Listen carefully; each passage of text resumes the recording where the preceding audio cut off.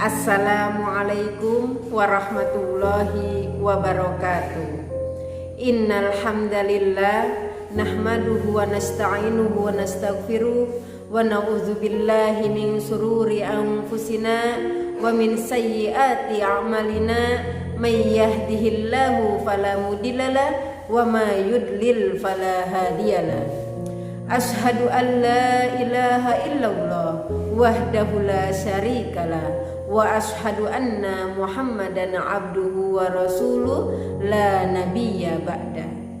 Yang terhormat Bapak Koordinator Wilayah Bidang Pendidikan Kecamatan Cilacap Utara, yang saya hormati Ibu Pengawas Pendidikan Agama Islam Kecamatan Cilacap Utara dan Jeruk Legi, Dr. Randa Anisatul Umniyah MPD, yang saya hormati Bapak Ibu Kepala Sekolah se-Kecamatan Cilacap Utara, yang saya hormati Ibu Kepala Sekolah SDN Tritih Kulon 11, Ibu Etin Agustini SPD MPD, yang saya hormati rekan-rekan guru pendidikan agama Islam se-Kecamatan Cilacap Utara, yang mudah-mudahan kita semua selalu dilimpahkan rahmat dan hidayah Allah Subhanahu wa taala. Amin amin ya rabbal alamin. Ma'asyiral muslimin rahimakumullah. Dalam kehidupan ini tentu kita tidak terlepas dari apa yang namanya nikmat. Nikmat benar-benar bisa menjadi nikmat asalkan kita mau bersyukur. Tetapi nikmat bisa berubah menjadi azab ketika akaltu nikmata rabbikum walam tashkurullah. Kamu makan nikmat Tuhanmu, kamu gunakan nikmat Tuhanmu, walam tashkurullah, tetapi kamu lupa, bahkan kamu tidak bersyukur kepada Allah. Itu yang menyebabkan nikmat bisa berubah menjadi azab. Padahal telah jelas dalam Al-Quran, nikmat mana lagi yang akan engkau dustakan? Allah memberikan beribu-ribu nikmat. Ada nikmat sehat, ada nikmat iman, ada nikmat Islam. Allah menghamparkan beribu nikmat di lautan berupa ikan-ikan yang melimpah, nikmat di daratan berupa tumbuh-tumbuhan yang bisa kita makan setiap hari. Mulai dari kita bangun tidur sampai kita tidur lagi, bahkan tidur itu pun termasuk ke dalam nikmat. Jikalau kita mau menghitung berapa banyak nikmat yang telah kita peroleh, niscaya sungguh kita tidak akan mampu menghitungnya. Seperti halnya kita tidak akan pernah sanggup menghitung berapa jumlah tetesan air hujan yang turun dari langit menjatuhi bumi. Sungguh tak akan mampu bisa menghitungnya. Dari sekian banyak nikmat, hanya satu pinta Allah. Apa itu? Syukuri nikmatku. La in syakartum la azidanakum wa la in kafartum inna adzabi lasadid. Jika kamu bersyukur atas nikmatku, janji Allah akan aku tambah nikmatmu. Wala in kafartum inna adzabi lasadid. Tetapi jika kamu mengingkari nikmatku, sungguh azabku sangatlah pedih. Ma'asyiral muslimin rahimakumullah. Nikmat itu tidak melulu soal uang. Nikmat itu tidak melulu soal harta. Kenapa? Karena ketika manusia dihadapkan dengan yang namanya harta, itu seperti ia meminum air lautan. Semakin ia minum, semakin kering tenggorokannya. Semakin banyak yang ia minum, semakin haus ia terasa, tanpa menghilangkan dahaganya sedikit pun. Jika watak ini kita terus perturutkan, maka sama saja kita terus diperbudak oleh harta, diperbudak oleh dunia. Tidak punya kendaraan, ingin punya sepeda. Sudah punya sepeda, ingin punya motor.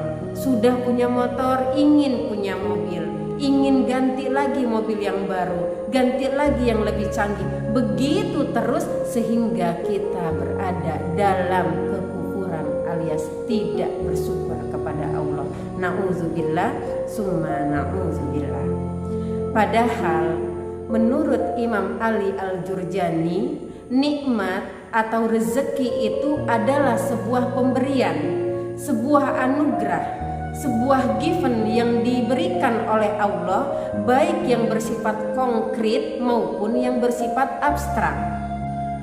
Hal ini sejalan dengan yang dikemukakan oleh beberapa para ulama yang mengatakan bahwa rezeki nikmat itu terbagi menjadi dua.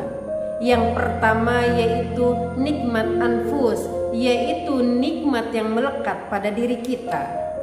Apa saja misalnya, kita diberikan nikmat kemampuan, skill, kelebihan, keahlian, wibawa, karisma. Nah, itu semua adalah nikmat anfus yang melekat pada diri kita. Lalu apa yang kedua? Yang kedua yaitu nikmat amwal, segala bentuk materi yang mampu kita kuasai. Ada tanah, emas, rumah, mobil, dan semua materi itu termasuk ke dalam nikmat amwal. Yang kesemuanya ini dapat bermanfaat ataupun bisa menjadi azab tergantung syukur atau tidak syukur.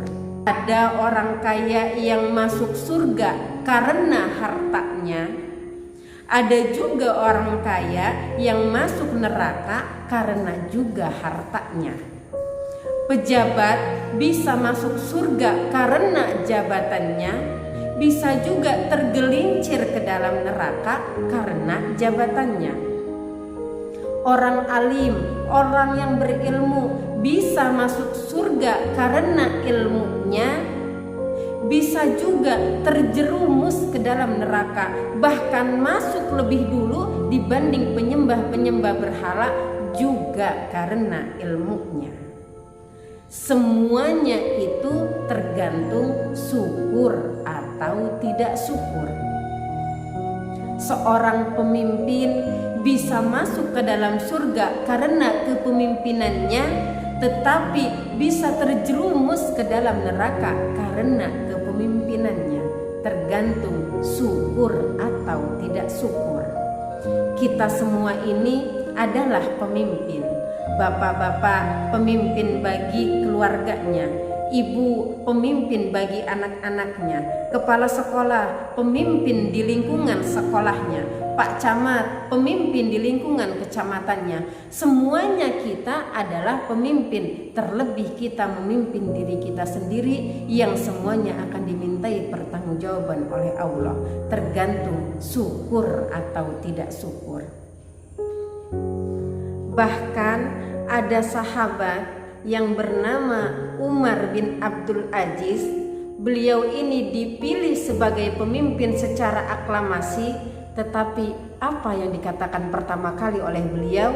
Beliau berkata, "Inna lillahi wa inna ilaihi roji'un." Kenapa beliau berkata inna lillahi wa inna ilaihi roji'un? Karena beliau tahu bahwa kepemimpinannya di samping sebagai nikmat juga sebagai amanah.